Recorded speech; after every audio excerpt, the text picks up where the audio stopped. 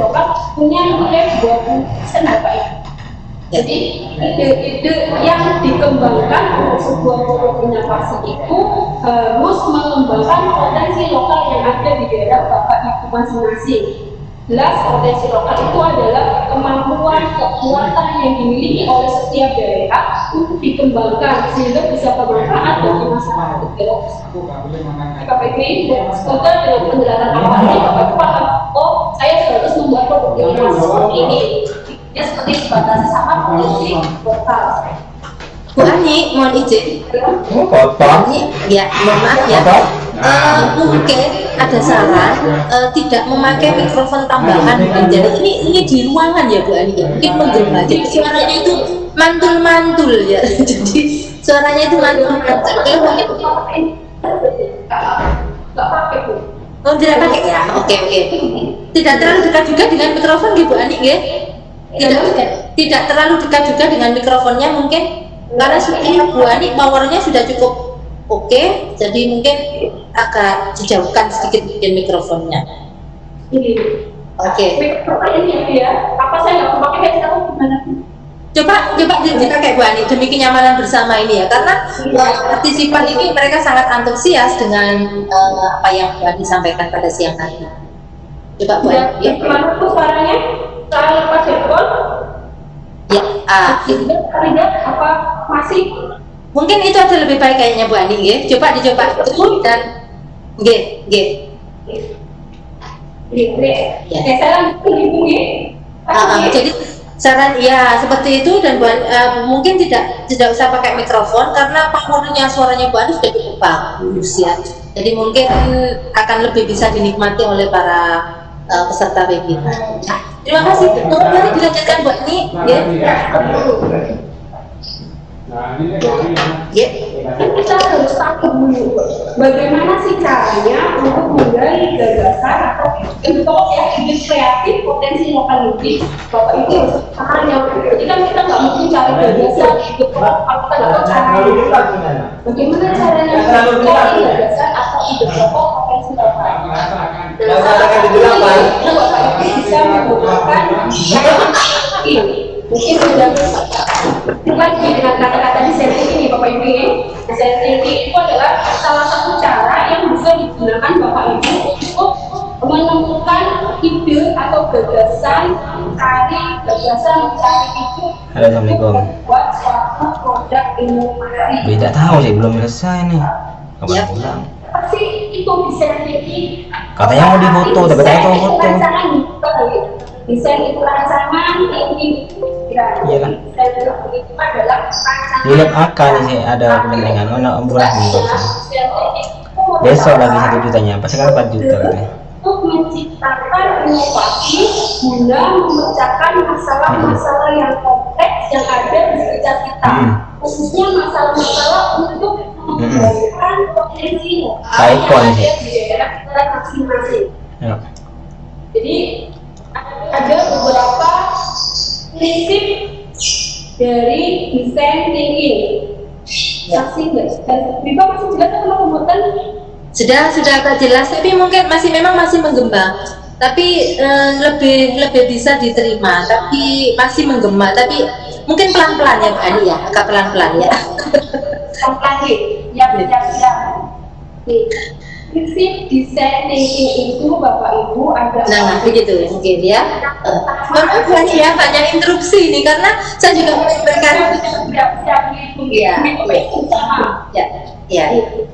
Prinsip desain thinking itu ada 4 Bapak Ibu. Yang pertama adalah user centris, yang kedua pendekatan solusi, yang ketiga ada berbasis manusia, yang keempat ada solusi praktis. Jadi apa sih user centris? Jelas, user centris itu adalah semua produk inovasi yang bisa dilakukan harus berpusat pada studi, harus berpusat pada konten, harus berpusat pada masyarakat. Jadi kalau tentu apa yang kita pikirkan bahwa ini bagus, ini sudah begininya, ini seperti ini, tapi tidak dibutuhkan atau tidak berpusat pada kepentingan dari pengguna itu sendiri atau masyarakat. Jadi prinsip desain ini yang pertama adalah harus user centris. Kemudian yang kedua adalah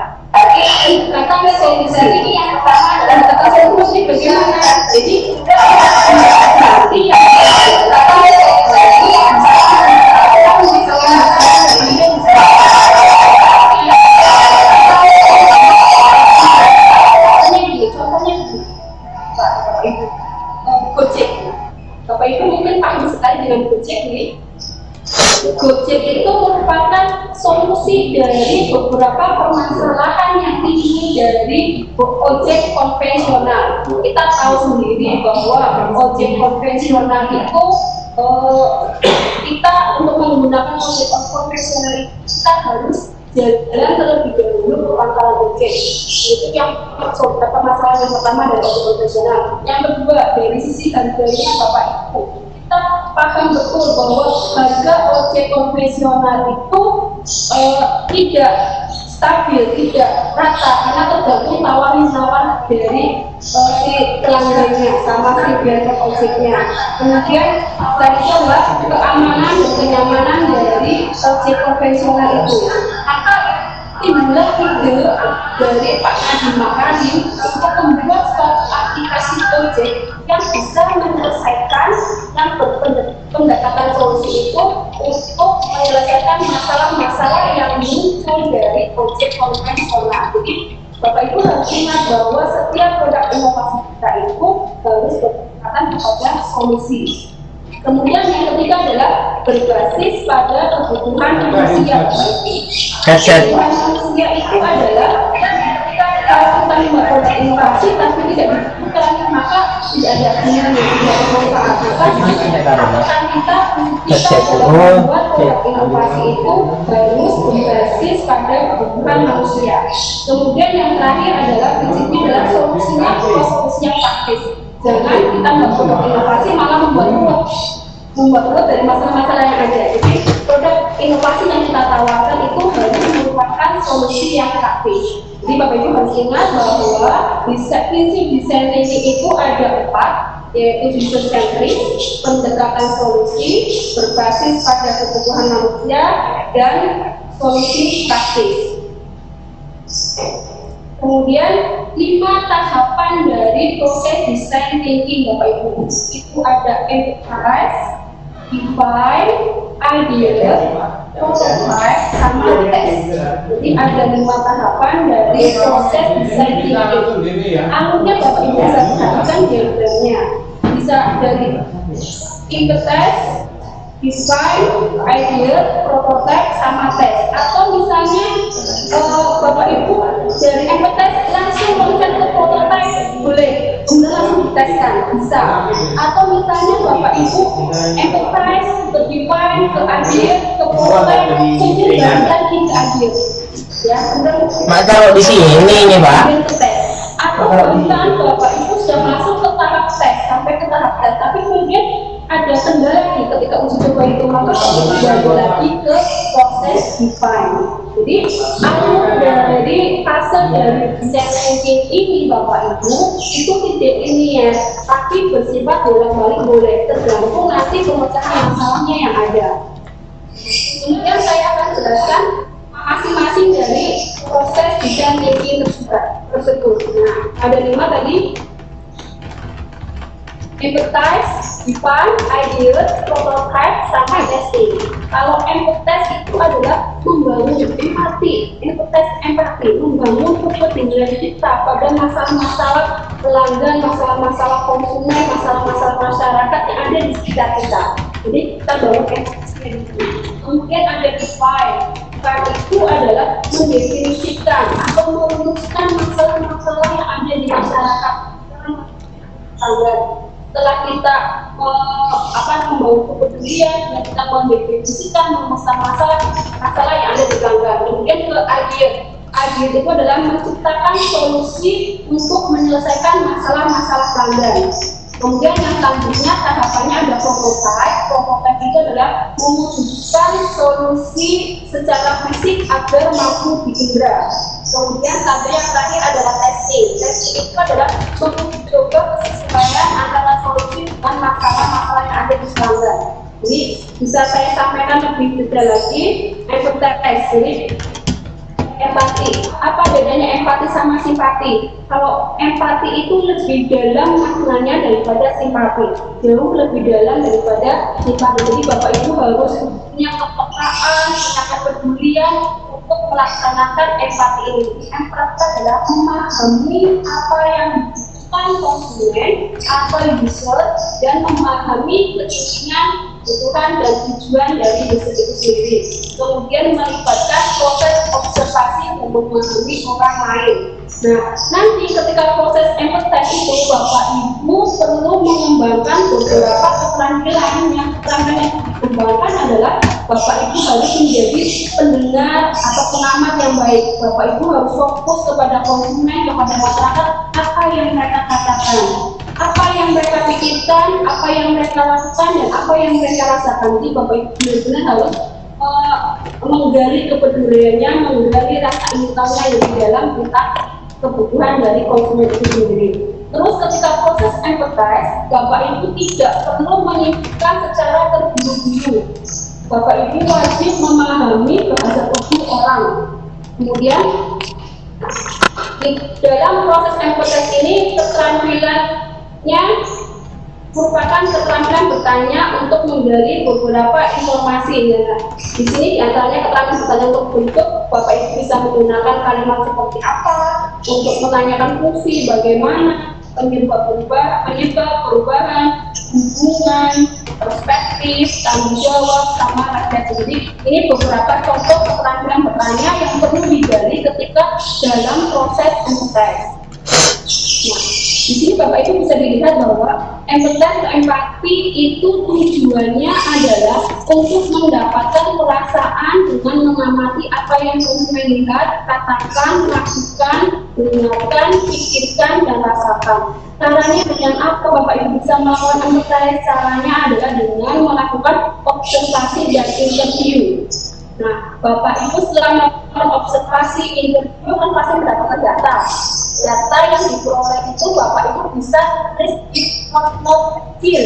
Nah, not kecil itu kemudian bisa Bapak Ibu tempelkan seperti pada ini screen-nya, bisa Bapak Ibu tempelkan di lembar kertas yang besar, kemudian dibagi menjadi beberapa bagian.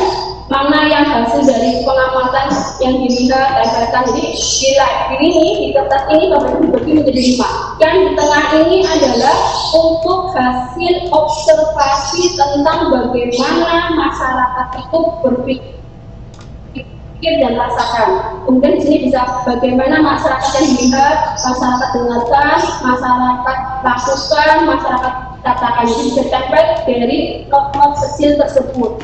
Kemudian setelah selesai proses empathize, Bapak Ibu sudah melakukan observasi dan wawancara, maka masuk ke tahap define. Define itu adalah menetapkan masalah yang dialami konsumen. Apa saja kendala yang dihadapi, pola yang ditangkap kita, apa masalah besar yang dihadapi yang butuh solusi. Di tahap akhir kita harus membuat statement problem dalam kacamata konsumen, misalnya daerah ini membutuhkan ini seperti ini. Di depan tadi saya sudah jelaskan bahwa define itu adalah menganalisis dan mensintesis permasalahan hasil temuan dari empathize tadi Bapak Ibu. Jadi tentu saja banyak sekali permasalahan yang akan muncul, maka Bapak Ibu harus pandai-pandai membuat prioritas tentang permasalahan yang urgent, yang penting, yang perlu diselesaikan Bapak Ibu. Sekian untuk yang Ya, Bu. lain. Gimana Mas caranya? Apa? Ngeprint sama itu? Kemudian yang ideation atau idea. Ideation merupakan menghasilkan serangkaian ide yang luas tentang topik tertentu tanpa upaya untuk menilai atau mengevaluasinya. Kata Nielsen Norman Group. Jadi Bapak Ibu setelah mendapatkan permasalahan di proses define, kemudian Bapak Ibu mencarikan idenya, mencarikan solusinya, membuat solusi dari permasalahan yang muncul. Jadi dalam proses ideasi itu adalah dibutuhkan kreativitas dalam menemukan ide untuk memecahkan masalah. Dalam proses ideasi ini tidak boleh ada jadi tidak boleh ada judgment dan tidak bersifat linear. Metode yang digunakan Bapak Ibu bisa menggunakan mapping, brainstorming atau brainstorming. Nah, ada caranya Bapak Ibu untuk bisa membuat atau menggunakan ide ini. Jadi untuk ide, untuk Bapak Ibu menggali ide bisa menggunakan dengan teori Camper. Camper itu ada S, what component of solution that can be substituted. Jadi komponen solusi apa yang bisa diganti. Jadi ketika menemukan permasalahan, itu berpikir kalau ada masalah seperti ini, komponen apa yang bisa diganti. Contohnya seperti ini Bapak. Misalnya kita mengamati lingkungan sekitar, penggunaan yang gampangnya saja Bapak, penggunaan sedotan plastik kan banyak sekali. Sedotan plastik itu biasanya digunakan sekali pakai, begitu dipakai langsung dibuang. Ya Bapak Ibu. Nah itu merupakan permasalahan. Bagaimana kalau sehari orang pakai bisa 2 sampai 3 kali? Berapa ribu orang yang menggunakan sedotan plastik tersebut? Nah ini bukan permasalahan yang ada. Maka kita berpikir sedotan plastik ini bisa diganti dengan apa? Kita membuat produk inovasi untuk mengganti permasalahan dari sedotan plastik. Misalnya Bapak Ibu bisa menggunakan dengan sedotan dari tembaga yang bisa dipakai berulang-ulang, atau misalnya membuat inovasi lagi yang lebih alami lagi, kita membuat sedotan dari bahan-bahan yang organik yang bisa nanti ketika dibuang itu bisa bisa terurai di alam. Bisa bagaimana suara saya lebih jelas? Kemudian ada yang kedua ada C itu adalah what component of solution that can be combined. Jadi komponen solusi apa yang bisa digabung. Jadi kita membuat produk inovasi itu kira-kira ada permasalahan ini, kira-kira bisa digabungkan dengan apa? Komponennya saya kasih contoh aja biar lebih jelas Bapak Ibu. Kita kenal bahwa Indonesia itu merupakan produsen batik, ya. Batik kemudian di Jepang itu ada teknik untuk seperti buat batik, tapi bukan batik, namanya shibori. Shibori itu adalah teknik untuk melipat atau membuat motif kain dengan cara melipat ataupun kemudian ada inovasi menggabungkan antara batik sama shibori. Jadinya adalah sibotik. Sibotik itu adalah gabungan antara shibori dengan teknik batik. Itu bisa untuk ide yang combine. Kemudian yang what component of solution that can be adapted. Jadi komponen solusi apa yang bisa diadaptasi. Gojek itu adalah komponen yang bisa diadaptasi dari ojek konvensional, seperti itu contohnya. Dan yang lainnya, untuk yang what component of solution of that can be modified. Tentu saja mungkin Bapak Ibu sudah paham sekali bagaimana untuk memodifikasi. Namanya inovasi. Inovasi itu pasti ada modifikasinya. Walaupun hal kecil itu bisa dikatakan inovasi. Contohnya gini, untuk pensil anak-anak itu yang biasa itu kan paling dihargai 5 sampai 1000. Kemudian kita kasih modifikasi, misalnya dikasih boneka, dikasih bulu apa hiasan, maka si pensil itu menjadi produk inovasi yang memiliki nilai jual yang lebih lagi daripada pensil yang biasa. Kemudian selanjutnya adalah yang P, what component of solution that can be put to another use. Jadi komponen solusi apa yang bisa digunakan dengan yang lainnya.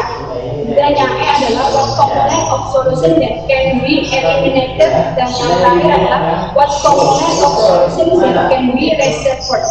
Jadi Bapak Ibu untuk membuat atau menggali ide bisa menggunakan teknik Camper. S substitute, C combine, A adapted, M modifier, P put to another use, E eliminated, F reserved. Jadi Bapak Ibu tinggal memilih ingin menggunakan yang mana untuk produk inovasinya. Kemudian selanjutnya ketika sudah membuat ide, sudah menemukan ide untuk menyelesaikan masalah, maka kita harus membuat prototyping. Ya, tahap selanjutnya setelah dari ide adalah kita membuat prototyping. Apa sih prototype itu? Prototype adalah simulasi dari sebuah produk akhir. Tujuan utamanya untuk membangun prototype adalah untuk menguji apakah produk berjalan lancar dan konsisten. Misalnya, apakah ini bisa digunakan lebih dari apa tidak? Apakah ini cepat rusak apa tidak? Maka kita harus membuat prototype. Nah, biasanya prototype itu berupa produk dalam ukuran lanjuti untuk menemukan, jadi prototipe juga digunakan untuk menemukan kelemahan dari produk. Jelas kalau kita sudah membuat prototipe itu, kita tahu, misalnya kita hanya saja kita membuat makanan yang kita buat makanan dengan baru, kita membuat makanan dengan jadi makanan yang kita buat itu kita tahu bahwa pada produk ini kelebihannya apa. Nah, itu adalah salah satu untungnya kita membuat prototipe. Kemudian yang lainnya adalah prototipe itu digunakan untuk membuat praktik karena tidak perlu membuat untuk coba. Kemudian jelas yang terakhir mendapatkan feedback dari ide yang telah kita buat, yang kita berikan dengan prototipe itu. Yang terakhir mendapatkan feedback dari ide yang telah kita buat, yang kita berikan. Ini bisa digambarkan prototipe dalam desain thinking suatu pemikiran sangat penting. Pembuatan prototipe digunakan selama dan setelah fase ideasi. Jadi ketika sudah selesai proses idenya, pakai ini, proses inovasinya seperti ini, maka kita harus membuat prototipe itu. Prototipe Bapak Ibu itu merupakan produk kecil yang biasanya sudah dalam bentuk 2 dimensi maupun 3 dimensi. Kalau itu kan masih dalam angan-angan kita. Maka prototipe itu kita wujudkan angan-angan kita dalam bentuk suatu benda. Bisa 2 dimensi jika bentuknya gambar, atau bisa juga 3 dimensi. Jadi prototipe yang kita buat itu kita bisa mengindahkan semua indera kita, bisa lihat, bisa kita rasakan, bisa kita lihat, bisa kita rasakan. Itu adalah gunanya prototipe. Semua indera tubuh kita itu, semua indera tubuh kita itu bisa melihat, bisa merasakan dari prototipe yang kita buat. Nah, pembuatan prototipe itu sendiri bukanlah produk akhir, itu bukanlah produk akhir hanya sebagai alat belajar tentang masalah dan memungkinkan solusi yang ada. Kemudian yang terakhir, gunakan prototipe untuk menguji asumsi paling berisiko saja. Jadi ketika kita membuat produk ini, kira-kira risiko apa yang akan kita dapatkan. Jadi untuk mengetes yang bisa menggunakan dengan prototipe Bapak Ibu. Kemudian selanjutnya ketika kita sudah membuat prototipe, maka kita wajib menguji cobanya. Nah, uji coba prototipe itu dengan melaksanakan tes atau uji coba. Nah, tes sendiri tadi saya sudah dijelaskan di awal nih, Bapak Ibu, bahwa tes ini merupakan bukan tahap akhir. Tes itu bisa lagi kita kembali ke prototipe lagi, ke tes akhir lagi, atau bisa bahkan kita kembali lagi ke tahap define. Kenapa bisa balik lagi ke awal? Jika hasil dari uji coba ini tidak sesuai dengan apa yang kita harapkan, atau jika hasil uji coba ini tidak memecahkan masalah-masalah yang kita temukan pada proses define. Mungkin di sini kesalahannya bisa karena kita tidak membuat skala prioritas dari permasalahan-permasalahan itu. Kita belum menemukan permasalahannya, oh ini masalahnya gitu. Maka di tahap uji cobanya produknya itu bisa mengalami tidak sesuai dengan apa yang kita harapkan. Nah, maka bisa dikatakan bahwa desain thinking menjadi proses bolak-balik, bukan sesuatu yang linear, Bapak Ibu. Nah, di sini saya akan membuat simulasi desain thinking. Mungkin Bapak Ibu bisa digunakan sebagai bahan untuk tugas, karena tadi Bu Iva di awal sudah menjelaskan bukan nih, bahwa setiap pertemuan harus ada tugasnya yang Iva. Iya Bu Ani, betul Bu Ani. Ya, maka di sini saya akan jelaskan untuk Bapak Ibu bisa melaksanakan simulasi desain thinking di rumah. Materi ini saya ambil dari Ibu Ira Cynthia SOS MPD dan Bapak Fajar Prabowo STMBA. Nah, di sini beliau mengajarkan saya bagaimana melaksanakan simulasi desain thinking. Nah, beliau ketika itu merancang dompet idaman. Nah, judul produk inovasi dari beliau adalah bagaimana merancang dompet idaman. Itu judulnya. Kemudian beliau membuat langkah-langkah bahwa langkah pertama adalah Bapak Ibu harus melakukan wawancara kepada orang terdekatnya, mungkin bisa adiknya, temannya, suaminya, istrinya, siapa. Bapak Ibu melakukan wawancara tentang dompet idaman seperti apa yang temannya itu yang inginkan, mulai dari warnanya, bentuknya, bahannya, bahkan sampai ke isi dompetnya seperti apa itu Bapak Ibu tanyakan secara detail dari teman itu. Bapak Ibu melakukan wawancara. Kemudian jangan lupa setiap hasil wawancara Bapak Ibu catat. Tidak perlu catat di not kecil. Kemudian setelah melakukan wawancara Bapak Ibu hasil, kemudian Bapak Ibu membuat atau membentuk rangka masalah dari permasalahan hasil dari wawancara tersebut. Nah, Bapak Ibu bisa menanyakan yang lebih dalam lagi tentang apa yang dilakukan pasangan Anda dengan dompet itu. Misalnya Bapak Ibu itu menggunakan dompet itu untuk apa? Apakah untuk menyimpan handphone, menyimpan misalnya kartu kredit saja, atau hanya untuk menyimpan uang receh?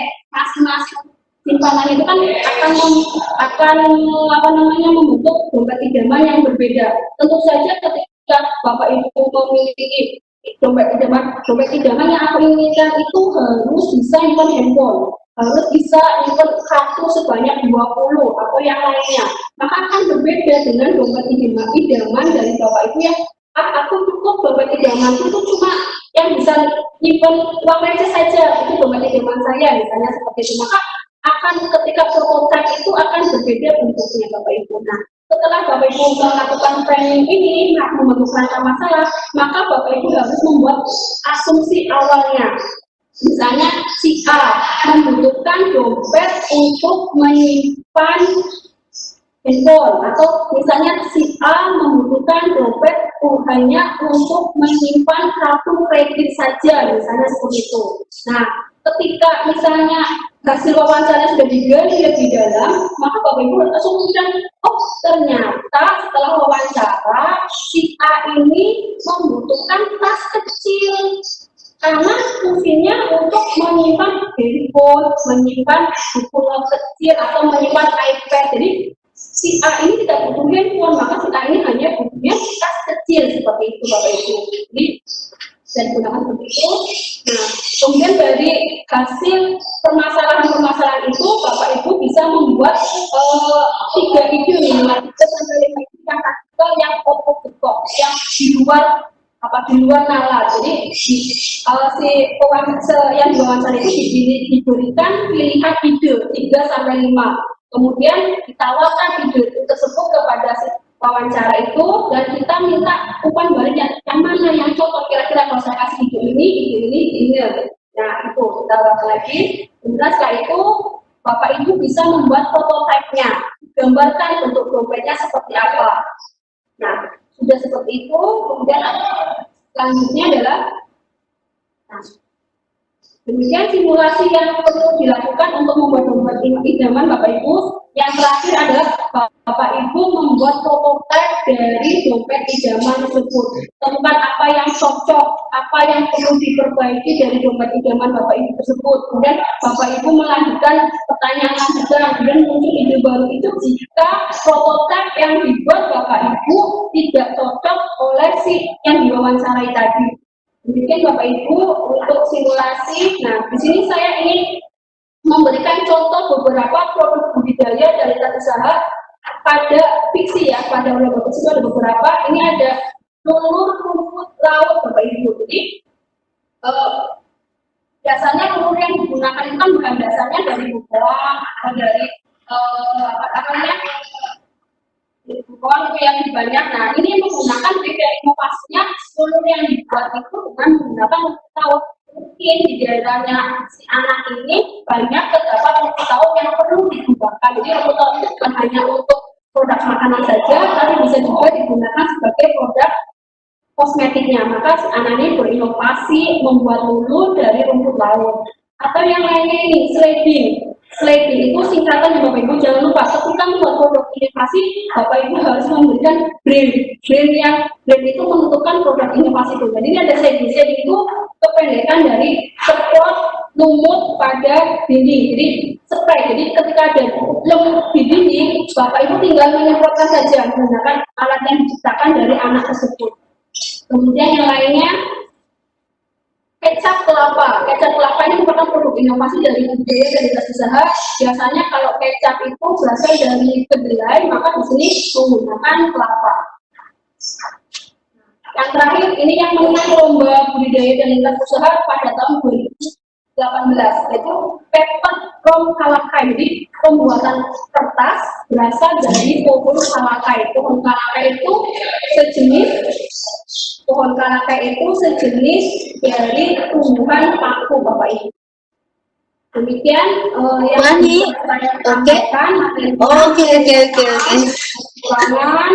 Terima kasih. Wassalamualaikum warahmatullahi wabarakatuh. Oke, waalaikumsalam warahmatullahi wabarakatuh. Terima kasih Bu Ani, sangat menarik sekali ya, sudah tepat waktu Bapak Ibu. Saya sembari mendengarkan Bu Ani pemaparan mulai awal sampai akhir tadi, banyak sekali peserta yang sudah mulai chat. Di sini yang pertama ingin saya apresiasi adalah kaitannya dengan absen. Bapak Ibu nanti absen akan di-share oleh panitia. Jadi Bapak Ibu memang diminta untuk tetap menyimak sampai akhir penjelasan atau materi yang disampaikan pada siang hari ini. Terus kemudian kaitannya dengan PPT dan materi yang telah disampaikan oleh Bu Ani, mungkin nanti juga akan di-share di grup Telegram ya Bapak Ibu ya, dan juga mungkin tugas-tugas yang sudah disampaikan oleh Bu Ani tadi. Jadi pada dasarnya, pada prinsipnya untuk pemaparan daripada setiap materi untuk lomba budidaya dan lintas usaha, karena Bapak Ibu kan sudah memiliki kelas-kelas sendiri itu yang ada di grup Telegram, ada 4 pertemuan kita pada jenis lomba budidaya dan lintas usaha. Nah, untuk setiap materi ini nanti akan dihitung 8 jam sepertinya. Gitu ya Bu Ani ya. Nanti makanya ada tugas mandiri yang nanti akan diberikan oleh peserta webinar pada setiap sesi. Begitu ya informasi awal yang bisa saya sampaikan.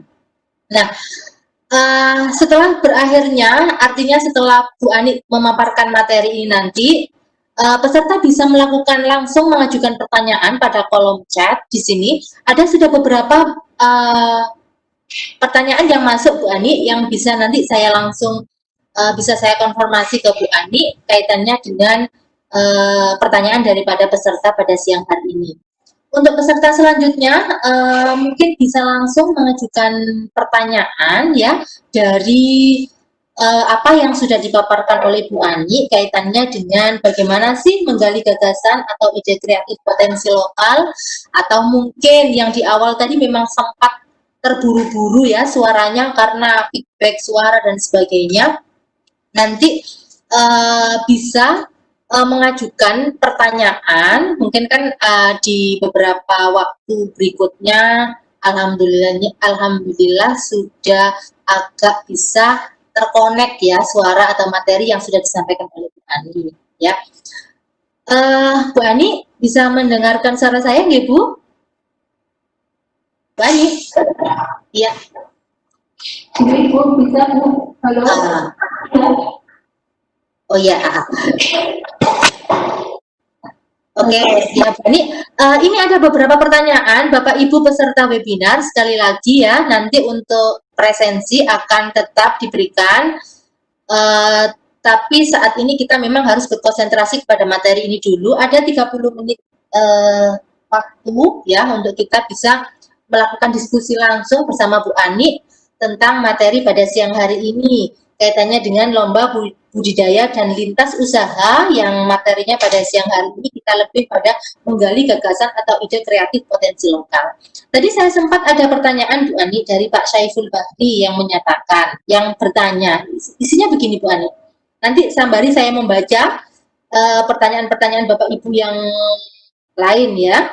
Yang pertama adalah potensi lokal apa terbatas pada SDM? Potensi lokal yang dimaksud itu apa terbatas pada SDA, sumber daya alam.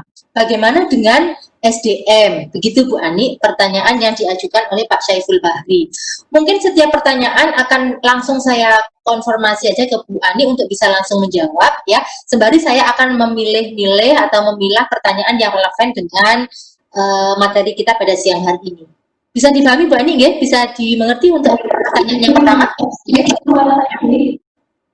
Monggo. Terima kasih atas pertanyaan dari Bapak Saiful. Di sini kita ditanyakan tentang potensi lokal apa terbatas pada sumber daya alam, apakah tidak boleh untuk sumber daya manusia? Itu isi pertanyaannya.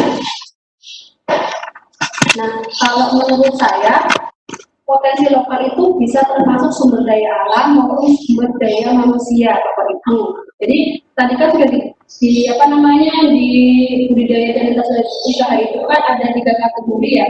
Kategori pertama itu adalah yang tidak termasuk keempat yang dibidangkan. Kategori yang kedua itu yang merupakan subsektor industri kreatif. Mungkin Bapak Ibu bisa masuk ke industri kreatif ini ketika membuat film, membuat foto atau membuat yang namanya video tentang sumber daya yang ada di sekitar kita. Atau misalnya kayak contohnya gini, saya itu ada di desa kebangsaan Desa Wonorejo yang ada di Kabupaten Situbondo, di mana di situ dikatakan sebagai desa kebangsaan karena sumber daya manusia yang di situ adalah sangat beraneka ragam, Bapak Ibu. Jadi berbagai agama ada di satu desa itu. Bahkan dalam satu desa itu ada 4 gereja. Jangan tanya masjid yang pasti lebih banyak. Jadi dalam satu desa kecil aja sampai ada 4 gereja. Ada Hindu, ada agama Hindu, ada puranya juga. Jadi di situ kita juga bisa mengembangkan potensi lokal sumber daya manusia itu. Kita mengangkat toleransi dari masyarakat yang ada di sekitar itu merupakan potensi lokal yang sangat baik sekali untuk dikembangkan. Jadi bisa dipahami bahwa potensi lokalnya tidak harus sumber daya alam. Mungkin kalau sumber daya alam ini kaitannya dengan budidayanya Bapak Ibu ya, karena budidaya itu pengertiannya jelas bahwa pemeliharaan sumber daya alami, sumber daya hayati yang bisa bermanfaat atau berguna bagi masyarakat yang bisa kita ambil hasil panennya. Itu mungkin kalau sumber daya alam kita kaitannya sama budidaya, tapi untuk sumber daya manusianya kita bisa masuk ke usahanya, masuk ke kategori yang kedua, yaitu subsektor industri kreatif. Itu atau misalnya Bapak Ibu menggabungkan yang lainnya seperti itu. Jadi potensi lokalnya menurut saya tidak harus ada sumber daya alam saja, boleh ke sumber daya manusia. Apalagi kita sebagai guru Bapak Ibu mungkin lebih bisa menggali sumber daya manusianya. Oke. Ya, sangat jelas ya Bapak Saiful Bahri, sudah bisa dipahami saya pikir untuk jawaban dari Ibu Ani. Masih ada pertanyaan lagi Bu Ani, ini kaitannya dengan materi kita pada siang hari ini. Ada pertanyaan begini Bu Ani, dari sebentar, saya sambil baca ini ya Bu Ani ya. Siap. Begini Bu Ani, dari dari Ibu Nur Habibah ya, tidak ada dari sekolah mana beliaunya. Mohon diperjelas sekali lagi cakupan jenis produk yang dilombakan di bidang budidaya dan lintas usaha. Sepertinya ini nanti Bu Ani bisa juga mungkin secara umum aja menjawabnya ya. Yang ditanyakan ini mungkin pada hal teknis kaitannya dengan lomba kita nanti, mungkin endingnya gitu ya Bu Ani. Atau mungkin bisa dijawab oleh Bu Ani terlebih dahulu. Ya. Saya mencoba menjawab pertanyaan dari Ibu. Beliau menanyakan tentang cakupan jenis produk yang dilombakan dalam bidang budidaya dan usaha. Ya, Bu Ani. Jadi produk dalam bidang lomba budidaya dan usaha ini adalah ada 3 kriteria, ada 3 kategori. Kategori yang pertama adalah kategori yang selain keempat bidang lomba yang dilombakan. Pokoknya selain urban agriculture, selain daur ulang, selain kategori video tourism, selain kategori design agent, itu sudah masuk ke kategori video usaha. Bapak Ibu boleh misalnya saya ingin membangun inovasi tentang budidaya ikan lele, boleh. Tapi inovasinya di mana? Bapak Ibu harus membuat inovasi. Maka itu juga sudah dibuat dari kategori yang pertama. Atau kategori yang kedua, kategori untuk sektor industri kreatif. Jadi Bapak Ibu misalnya ingin membuat produk inovasi, membuat film pendek. Apalagi film pendek sekarang kan mudah sekali untuk viral. Kemudian yang ketiga adalah Bapak Ibu bisa merupakan gabungan dari industri kreatif sama keempat bidang lomba itu Bapak Ibu. Jadi merupakan gabungan dari kesemuanya, itu juga merupakan cakupan dari bidang lomba budidaya dan lintas usaha. Seperti itu Ibu. Gimana? Apakah bisa diterima? Oke, ya. Oke, Bu Ani, saya pikir sangat-sangat jelas sekali ya materi yang sudah disampaikan terkait teknis lomba pada yang kita lombakan ini ya, Bu Ani ya. Masih ada beberapa pertanyaan, Bu Ani ya. Jadi para partisipan ini memang sangat antusias sekali mungkin. Jadi ini saya buktikan dengan apa? Dengan bertambahnya terus partisipan yang sampai saat ini sudah menjadi 620 peserta loh, Bu Ani. Jadi alhamdulillah Bu Ani memang untuk materi ini sangat-sangat digemari oleh para Bapak Ibu guru karena mereka ini baik dari guru SMA, SMK maupun PKLK di wilayah Jawa Timur ingin sekali untuk menjadi guru yang kreatif dan inovatif tentunya ya Bu Ani ya. Oke, kaitannya dengan pertanyaan lagi Bu Ani, ini ada pertanyaan dari tidak ada ini pertanyaannya. Untuk menggali potensi dalam diri, apakah perlu menemukan gagasan terlebih dahulu? Nah, ini mungkin materinya memang pas dengan pada materi kita siang hari ini ya Bu Ani ya.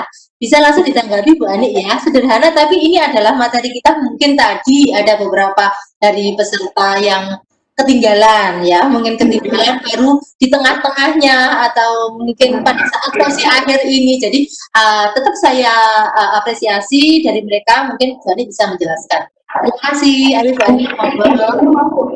Pertanyaan tadi agak kurang terdengar jelas Ibu. Gini, untuk menggali potensi dalam diri, apa perlu menemukan gagasan terlebih dahulu, Bu Ani?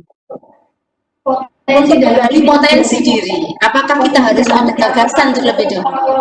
Buat gagasan menjadi gagasan atau ide. Betul. Jadi gini perlu kita pahami bersama bahwa ini merupakan menggali gagasan atau ide kreatif potensi lokal. Kita tidak bisa keluar dari materi yang sudah diberikan panitia, bahwa yang dibahas hari ini adalah menggali gagasan atau ide kreatif potensi lokal. Jadi kalau menggali di potensi diri itu mungkin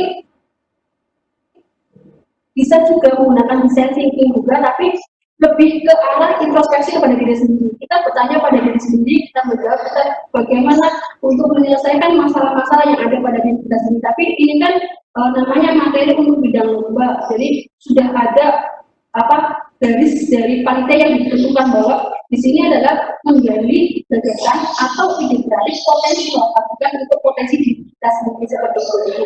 Tapi mungkin secara pribadi desain thinking itu mungkin bisa digunakan Bapak Ibu untuk menggali potensi diri kita, apa sih yang kita miliki seperti itu, apa sih kelemahan kita, apa sih kelebihan kita, apa sih masalah-masalah yang ada dalam diri kita. Nah, kalau kita sudah menemukan masalah dalam diri kita, mungkin kita juga bisa berpikir bahwa sebaiknya solusi apa yang harus kita lakukan untuk menyelesaikan biar potensi dalam diri kita itu keluar. Jadi untuk proses mungkin prosesnya agak lama. Jadi untuk kaitannya sama bidang lomba ini mungkin belum, karena dari panitia sudah dijelaskan bahwa lomba itu adalah budidaya dan lintas usaha untuk menggali gagasan atau ide kreatif potensi lokal. Jadi gagasan idenya itu adalah potensi lokal. Maka tadi sudah jelas bahwa kemampuan, kekuatan yang dimiliki oleh suatu daerah untuk dikembangkan sehingga bisa bermanfaat bagi daerah tersebut, bagi masyarakat yang ada di sekitarnya. Demikian Bu Ipa, terima kasih. Terima kasih Bu Ani. Setelah ide atau gagasan, Bapak Ibu peserta webinar pada siang hari ini yang sangat-sangat kreatif sekali ya, terbukti dengan pertanyaan-pertanyaan yang cukup bagus. Saya bisa mengapresiasinya. Saya ucapkan juga terima kasih ini. Tapi saya juga mohon maaf ketika nanti karena kita dibatasi oleh waktu, mungkin dari beberapa pertanyaan masih banyak ini Bu Ani pertanyaannya. Jadi saya agak memilih artinya yang relevan dan sudah diterwakili oleh pertanyaan dari yang lain atau dari Bapak Ibu guru yang lain, maka tidak perlu saya ulang gitu. Ini ada beberapa pertanyaan Bu Ani, setelah tadi ide atau gagasan, ini ada pertanyaan dari Pak Muhammad Hamjani ya. Kaitan dengan prototipe, kita sempat Bu Ani sudah sempat bahas tentang prototipe. Mungkin ini kaitannya dengan lomba yang akan kita laksanakan ini Bu Ani. Prototipe bisa diujikan karena waktu kita cuma 1 bulan. Nah, ini artinya apakah bisa prototipe itu kita ujikan karena waktu kita ini hanya 1 bulan, Bu Ani. Ini hal teknis sebetulnya, maka Bu Ani bisa mungkin menjelaskan kepada peserta. Jadi tidak berkecil hati, artinya begitu Bu Ani. Monggo Bu Ani. Ya, terima kasih Ibu. Di sini pertanyaan, apakah prototipe itu bisa dilakukan sedangkan waktu lomba itu hanya 1 bulan? Saya yakin Bapak Ibu guru yang ada di sini dan Bapak Ibu hebat-hebat, Bapak Ibu guru yang sudah penuh inovasi yang tinggi, sehingga saya yakin Bapak Ibu guru itu pasti punya kemampuan untuk melaksanakan lomba ini dengan baik sampai selesai. Apa jangankan prototipe, mungkin bisa sampai langsung kepada produknya Bapak Ibu. Jadi misalnya kalau untuk saya kasih contoh saja Bapak Ibu, sederhana saja, produk yang pernah saya buat itu misalnya dalam bidang makanan. Kalau bidang makanan itu kan kita bisa membuat prototipe itu tidak perlu dalam skala yang besar. Kalau skala besar kita dana yang besar juga. Jadi namanya prototipe itu ibaratnya kalau di metode ilmiah itu adalah hipotesis, jawaban sementara ya Ibu ya. Jawaban sementara. Jadi prototipe itu tidak perlu dilakukan secara besar-besaran untuk sampelnya saja itu Bapak. Atau bisa juga tidak perlu dalam bentuk benda. Bisa juga dalam bentuk 2 dimensi, berupa gambar atau berupa foto misalnya. Tapi ide itu sudah tidak ada di angan-angan lagi. Jadi ide yang prototipe itu adalah ide yang ada di angan-angan kita itu sudah terwujud benda, baik itu 2 dimensi maupun 3 dimensi. 2 dimensi bisa berupa gambar, bisa berupa foto atau yang lainnya. Tentu hal ini sangat bisa sekali dalam waktu 1 bulan. Saya yakin Bapak Ibu guru yang hebat ini bisa melaksanakan, bisa mencapai targetnya untuk membuat prototipe itu. Terima kasih. Oke, terima kasih Bu Ani. Ya, ini masih seputar pertanyaannya kita ini Bu Ani ya, apa yang Ibu tanya Ibu memang expect. Boleh menjelaskan sebentar sebelum lanjut ke pertanyaan, boleh? Kenapa Ibu? Saya ingin menyampaikan tugas untuk hari ini. Saya lupa. Iya, monggo Ibu, monggo. Mohon maaf Ya. sebelum lanjut ke materi Ibu. Ya, Saya lupa. Bapak Ibu, saya akan sampaikan untuk materi hari ini ada kita dituntut untuk melaksanakan tugas biar dipenuhi 8 jam karena 1 harinya itu ya. kita harus Ya, melaksanakan selama 8 jam. 8 jam, ya. Bentar lagi Bapak Ibu.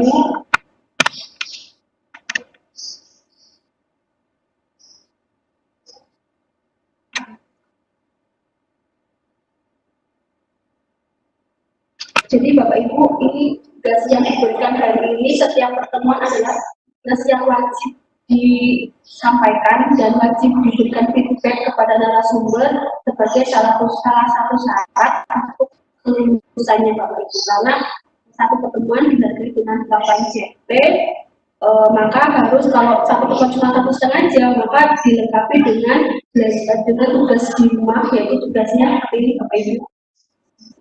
Tugas workshop KCC budidaya dan lintas usaha pada hari pertama yaitu melakukan simulasi desain thinking dengan produk masing-masing. Tadi saya sudah memberikan contoh yaitu adalah membuat dompet idaman. Jadi Bapak Ibu bisa membuat yang lainnya atau bisa membuat benar. Cara pengumpulan tugas, tentukan judul tugas yang akan dibuat. Kemudian yang kedua, lakukan wawancara dengan salah satu orang yang Bapak Ibu tentukan. Nggak usah jauh-jauh Bapak Ibu, orang yang terdekat saja bisa dilakukan wawancara. Kemudian yang ketiga, tentukan pernyataan masalah dari hasil wawancara tersebut. Seperti tadi yang saya contohkan Bapak Ibu bahwa ternyata waktu asumsi awal si A membutuhkan dompet tanah untuk menaruh iPhone, iPad, terus not kecil. Tapi ternyata setelah wawancara bukan dompet yang dibutuhkan oleh si A, tapi ternyata tas kecil. Jadi Bapak Ibu membuat salah satu pernyataan masalah dari hasil wawancara tersebut. Kemudian yang keempat, Bapak Ibu berikan ide untuk menyelesaikan masalah tersebut minimal tiga ide untuk menyelesaikan permasalahan tersebut. Kemudian yang kelima, ketiklah tugas tersebut sesuai dengan format di bawah dengan menggunakan file Word. Kemudian yang terakhir, yang keenam, tugas dikirimkan ke alamat di bawah ini Bapak Ibu. Ya, jadi saya berikan formnya aja biar Bapak Ibu tidak bingung untuk form tugasnya terdapat seperti ini Bapak Ibu. Nah, format tugas JCC budidaya lintas usaha pada hari pertama. Bapak Ibu bisa tuliskan nama produknya di sini. Tadi contohnya saya membuat dompet idaman, saya tuliskan di sini. Kemudian yang kedua, hasil wawancaranya Bapak Ibu tuliskan di sini. Misalnya dompetnya bentuknya kotak, warnanya hitam, pakai tali atau lain sebagainya. Tuliskan hasil wawancaranya di kolom ini. Kemudian Ibu Bapak melakukan tulisan di file, membuat pernyataan masalah. Asumsi awalnya si A, tulisan namanya Bapak Ibu, nama yang diwawancarai siapa, membutuhkan apa, untuk kebutuhannya apa. Itu asumsi awalnya. Kemudian setelah wawancara yang Bapak Ibu lakukan, Bapak Ibu membuat pernyataan, oh ternyata si A membutuhkan ini untuk kebutuhannya apa, seperti itu. Kemudian yang terakhir, Bapak Ibu membuat ide. Tuliskan minimal 3 ide yang out of the box untuk menyelesaikan masalah-masalah tersebut. Jadi format yang Bapak Ibu ketikkan bentuknya seperti ini. Kemudian hasil ketikan ini Bapak Ibu kirimkan ke alamat Google Form berikut. Ya, seperti ini Bapak Ibu. Jelas nih tugasnya. Misalnya, Bu, apa harus wawancara? Boleh yang lainnya, misalnya observasi juga boleh. Tapi tugas empathize itu bisa dilakukan dengan observasi atau wawancara. Yang penting Bapak Ibu mampu, kalau misalnya Bapak Ibu melakukan observasi, maka di sini dijelaskan hasil observasi. Seperti itu. Jadi disesuaikan saja. Bapak Ibu mau menggunakan teknik wawancara ataupun teknik observasi untuk melakukan proses empathize. Jadi disesuaikan saja. Bapak Ibu mau menggunakan teknik wawancara ataupun teknik observasi untuk melakukan proses empathize. Disesuaikan saja. Bapak Ibu mau menggunakan teknik wawancara ataupun teknik observasi untuk melakukan proses empathize. Disesuaikan saja. Bapak Ibu mau menggunakan teknik wawancara ataupun teknik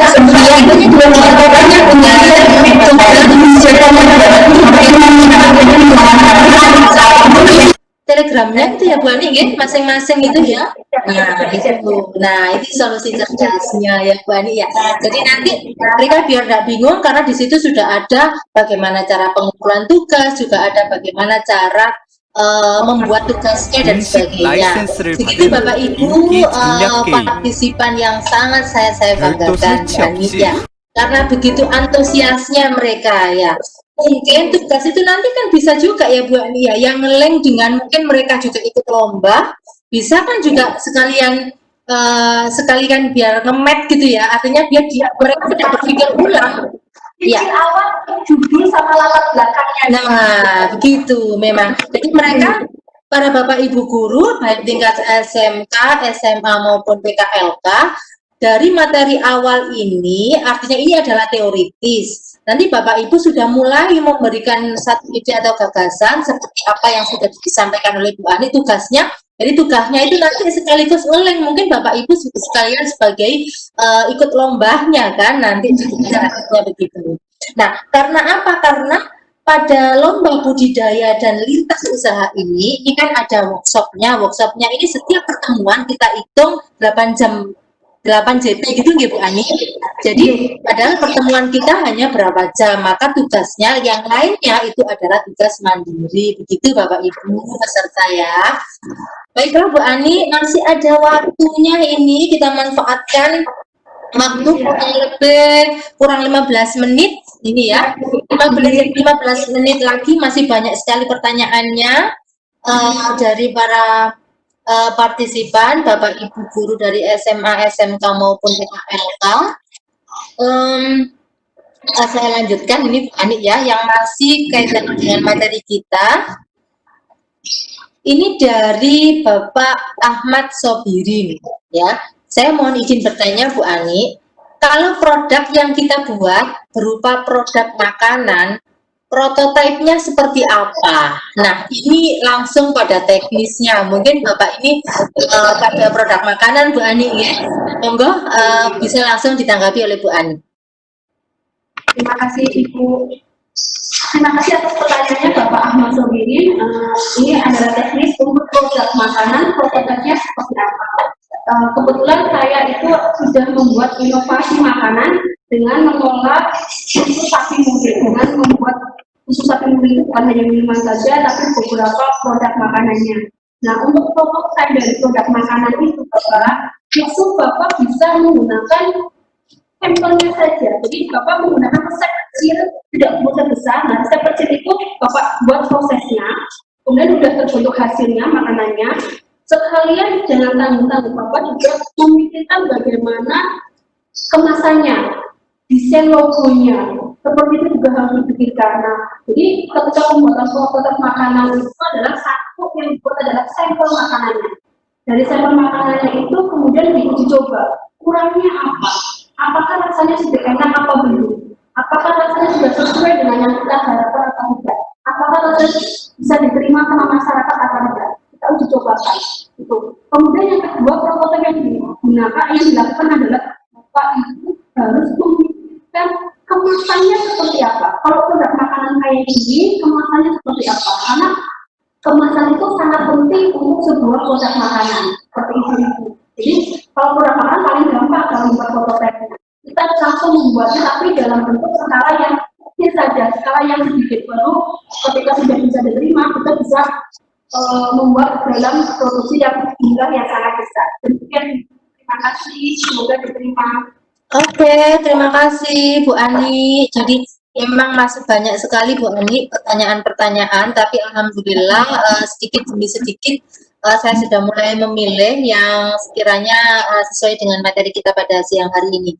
Bapak Ibu peserta webinar pada siang hari ini yang tercinta, ini absennya segera meluncur ya. Jadi Bapak Ibu memang diharuskan untuk mengikuti kegiatan ini dari awal sampai akhir ya. Jadi tidak serta-merta mulai awal. Jadi ini saya sudah sempat baca, ini absen kalau diturunkan segera akan turun absen. Terima kasih. Ya Bu Ani, masih ada beberapa pertanyaan Bu Ani. Ini dari Bapak Ibu. Ketika nanti pertanyaannya tidak terbacakan karena mengingat waktu ya, mungkin bisa bertanya langsung di kelasnya sendiri-sendiri nanti kepada Ibu Ani secara langsung. Ini ada pertanyaan Bu Ani dari Pak Hari Siswanto. Pak Hari Siswanto dari SMA Plus Darussalam Lawang. Pertanyaannya adalah mungkin ini kaitannya dengan gini ya, apakah kita harus menjadi solution maker untuk setiap permasalahan? Oh, mungkin ini kaitannya juga dengan apa ini Bu, lomba, apakah ada ini budidaya dan lintas usahanya Bu? Gimana ya? Membuat pemecah permasalahan. Iya, memang betul ya. Menjadi masalahnya kan begitu ya. Saya jawab langsung Ibu. Iya, monggo Bu Ani, monggo. Mungkin nanti ada atau gini Bu Ani, ada lagi yang mungkin yang menyambung dari situ. Menyambung dari situ itu gini. Apakah potensi lokal itu harus berbeda dengan daerah yang lain? Maksudnya, apakah potensi lokal yang diangkat itu harus yang tidak ada di daerah lain? Nah, ini mungkin ada sambungannya dengan pertanyaan yang dari Salam tadi ya, mungkin jadi permasalahannya bagaimana ini Bu Ani? Terima kasih Bu Iva. Saya jawab dulu pertanyaan dari Pak Hari Siswanto ini, apakah kita harus menjadi solusi maker? Kalau solusi maker itu semua permasalahan kita yang pecahin, sangat besar sekali. Tapi Bapak Ibu nggak usah berpikir terlalu berat. Kita hanya untuk lomba dibatasi untuk tidak lomba budidaya usaha. Jadi kita berpikirnya adalah menemukan ide, menemukan gagasan untuk permasalahan gak usah banyak-banyak. Tadi kan saya sebutkan bahwa kita define, kita pasti punya banyak masalah. Itu pasti. Tapi kita harus pintar-pintar membuat skala prioritas dari masalah-masalah tersebut. Nah, kita pilih dari permasalahan yang paling urgent, yang paling penting untuk segera diselesaikan. Atau yang kira-kiranya bisa menghasilkan produk inovasi yang hebat. Jadi tidak semua permasalahan bisa dipecahkan, tapi kita pilih permasalahan yang urgent, yang penting sesuai dengan skala prioritas permasalahan yang telah kita buat. Ini Pak kemudian melanjut pertanyaan selanjutnya adalah apakah potensi lokal yang dikembangkan yang tidak ada di daerah lainnya? Ya, terus sama batasannya Mbak Adi, ini mungkin harus digabung juga. Batasan potensi lokal wilayah dikatakan lokal sejauh mana ya? Gitu. Mungkin nanti nyambung juga dengan pertanyaan itu Bu Adi. Monggo Bu Adi. Jadi cakupan wilayah ini ya Bu ya, kebijakannya ya. Iya, betul. Cakupan wilayahnya. Menurut saya lebih dekat dengan kita, alangkah lebih baiknya. Berarti kita lebih bermanfaat untuk di sekitar kita terlebih dahulu Bapak Ibu. Tapi misalnya ketika kita susah menemukan potensi lokal yang ada di daerah kita, mungkin bisa ke daerah yang lainnya. Tapi masih cukup wilayahnya Jawa Timur atau seperti itu. Jadi tidak terlalu jauh. Misalnya kita mau mengembangkan potensi lokal yang ada di Sumatera Utara, itu sangat jauh sekali. Mungkin kita wilayahnya maksimal untuk wilayah di daerah Jawa Timur, karena kita lombanya juga untuk wilayah Jawa Timur seperti itu. Terima kasih. Sudah ya, sudah terwakili saya kira Bapak yang pertanyaan tadi. Sudah, ini masih ada pertanyaan Bu Ani, tapi saya sudah mohon maaf ini sambil memilih ini juga ya. Masih ada sisa waktu 6 menit cukup banget untuk bisa bertanya ini kepada Bu Ani. Kalau kaitannya pertanyaannya dengan tugas Bapak Ibu, saya kira sudah sangat jelas. Tugasnya bagaimana dan bagaimana cara mengumpulkannya nanti akan kita share kembali di kelas masing-masing atau di kelas telegramnya masing-masing ya, untuk yang kaitannya dengan tugas ya. Sebentar, ini ada pertanyaan Bu Ani.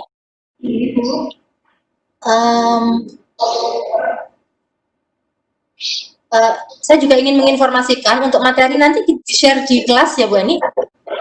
Tunggu itu ya Bu ya, apa namanya, saya konsultasi untuk panitia ini. Oh gitu. Sekarang ini. Iya. Nanti apakah boleh di-share di Oh gitu. Iya. Oke, Bapak Ibu peserta webinar nanti akan diinfokan lebih lanjut katanya dengan materi pada siang hari ini ya Bapak Ibu. Maka mungkin bisa di-share di Telegram Bu. Iya, biasanya begitu Bu Ani. Jadi mungkin materi nanti akan bisa langsung di-share di kelasnya Bapak Ibu masing-masing. Kelas, kalau di sini kelas lomba budidaya dan tingkat usaha, berarti nanti akan di-share di kelas ini.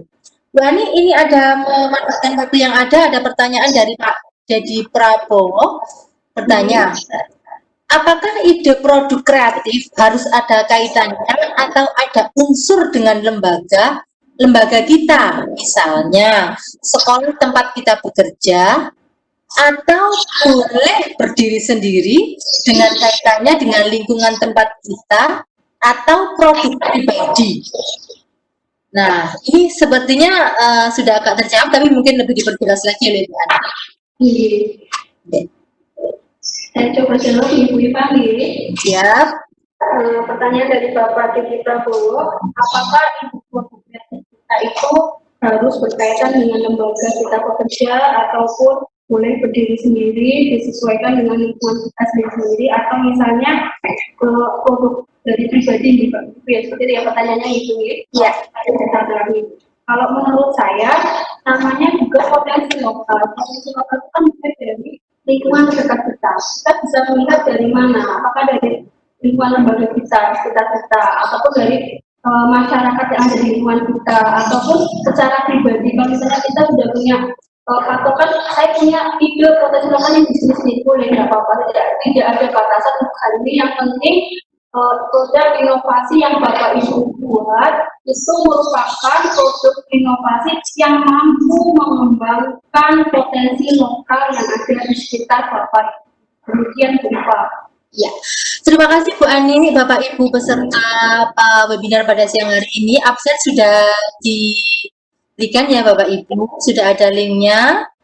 Absen sudah ada linknya, jadi dipersilahkan Bapak Ibu peserta untuk aktif dan sudah bisa mengisi absen di link tersebut.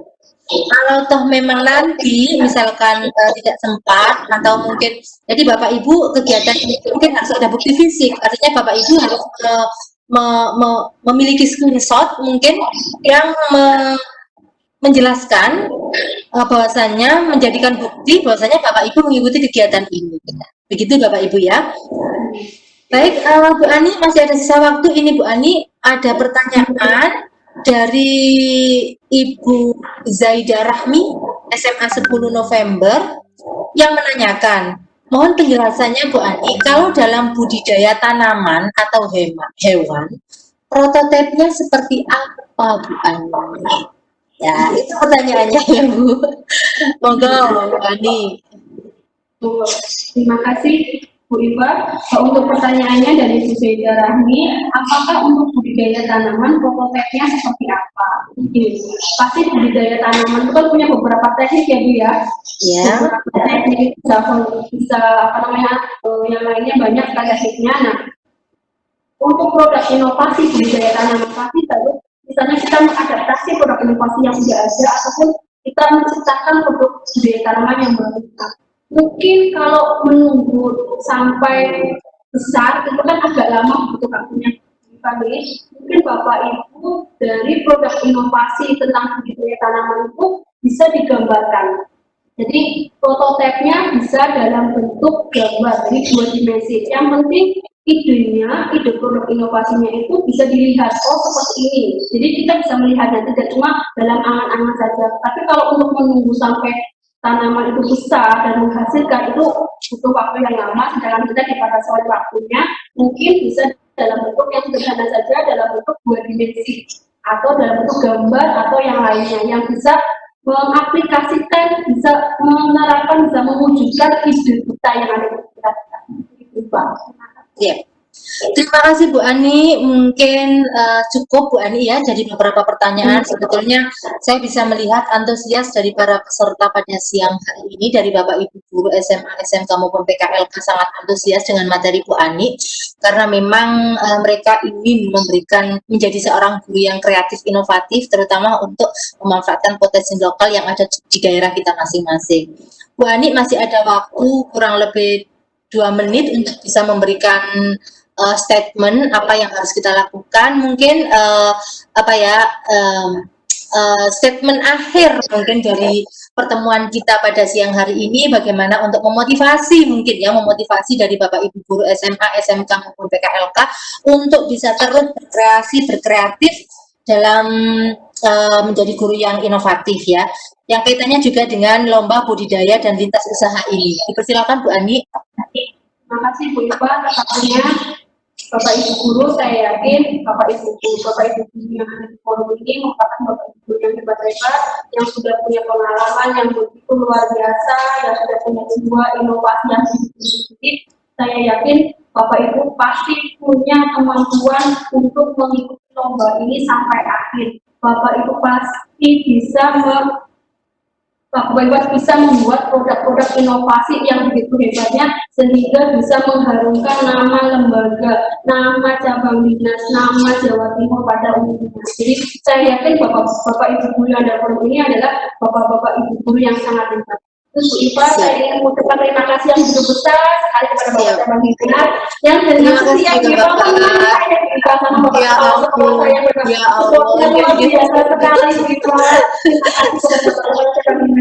atas doanya untuk kepala sekolah dan teman-teman saya di belakang kehidupan saya ini, banyak teman-teman yang membantu saya. Tadi ketika trouble di mikrofon itu wah ribut sekali, jadi begitu ya, takut materinya tidak tersampaikan ya Bu Ani. Langsung diberikan mikrofon baru Masya Allah, gini. Berkira kepada pihak-pihak yang sudah membantu saya, terima kasih sekali. Apalagi bapak kepala cabang harga sudah pulang, itu saya Siap. Terima kasih. Saya mohon maaf jika ada kendala, ada salahnya, maaf sekali. Wassalamualaikum warahmatullahi wabarakatuh. Waalaikumsalam warahmatullahi wabarakatuh. Terima kasih kepada para peserta webinar pada siang hari ini. Alhamdulillah kegiatan kita sudah sukses dari awal sampai akhir. Saya ucapkan terima kasih sekali lagi untuk Bapak Kepala Cabang Dinas, kepada yang terhormat Bapak Kepala Sekolah, juga kepada Ibu Ani yang sekaligus sebagai pengajar yang hebat pada siang hari ini. Tak lupa juga partisipan yang sangat-sangat luar biasa yang mengikuti kegiatan dari awal sampai akhir dalam kegiatan pada materi lomba budaya dan lintas usaha. Saya sebagai moderator pada siang hari ini kurang lebihnya mohon maaf. Assalamualaikum warahmatullahi wabarakatuh. Waalaikumsalam warahmatullahi wabarakatuh. Terima kasih Bapak Kepala Cabang sudah bisa hadir. Bapak Gatot, Bu Iva bisa diumumkan untuk segera mengisi absen. Kami beri toleransi sebelum workshop ini ditutup agar absen diisi oleh peserta. Oke, berapa menit kira-kira Bu Marta? Sebentar lagi dah Bu. Oke, Bapak Ibu partisipan kelas budidaya dan lintas usaha, ayo Bapak Ibu dipersilakan untuk segera absen ya, karena sebelum webinar ini nanti ditutup maka sudah tidak bisa absen lagi. Dipersilakan segera absennya ya, masih ada waktu ini mungkin.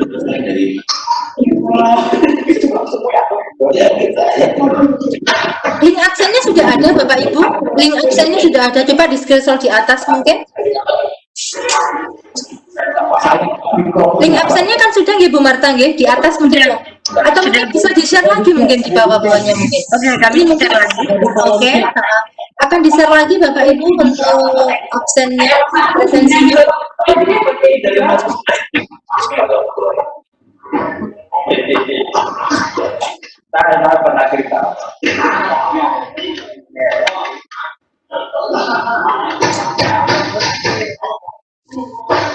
Bapak Ibu partisipan bisa memanfaatkan sisa waktu yang ada untuk absen ya. Absennya, presensinya akan coba di share ulang ini Bapak Ibu. Sudah di absen.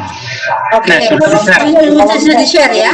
Bapak Ibu ini presensinya sudah bisa di share di kolom chat. Bapak bisa langsung melakukan presensi. Dia bilang saya tak bisa absen, bisa pakai bukti screenshot, sampai disiapkan dengan guru. Bu Ani, mungkin Bu Ani tadi nomor teleponnya apa di Telegram ada ya Bu ya, di kelas Telegram? Kalau Telegram itu hanya nomor Telegram, nomor WA ada Bu. Oh, ini ada beberapa dari peserta, mungkin nanti Bu Ani bisa memberikan nomornya di ya.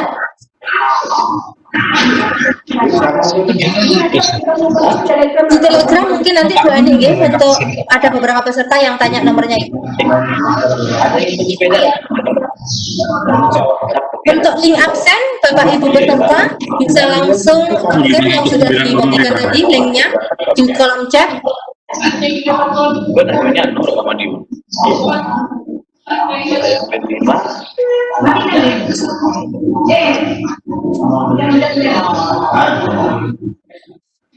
Link absennya sudah dikirim Bapak Ibu peserta di kolom chat. Jadi Bapak Ibu bisa langsung absen di situ, ya. Sebelum ditutup pada sore hari ini, ya. Masih ada waktu Bapak Ibu ya. Mungkin bisa diberitahukan untuk peserta yang lain yang belum sempat absen mungkin linknya, karena sebentar lagi akan kita tutup.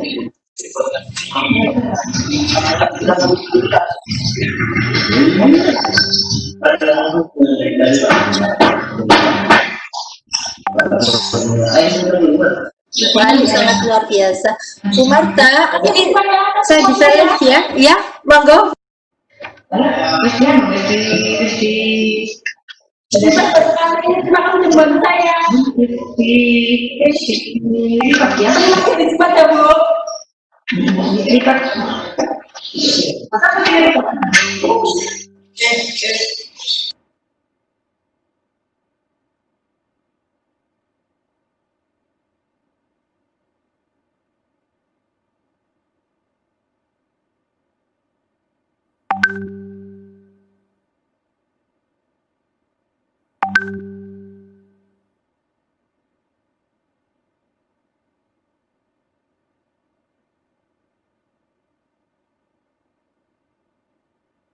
you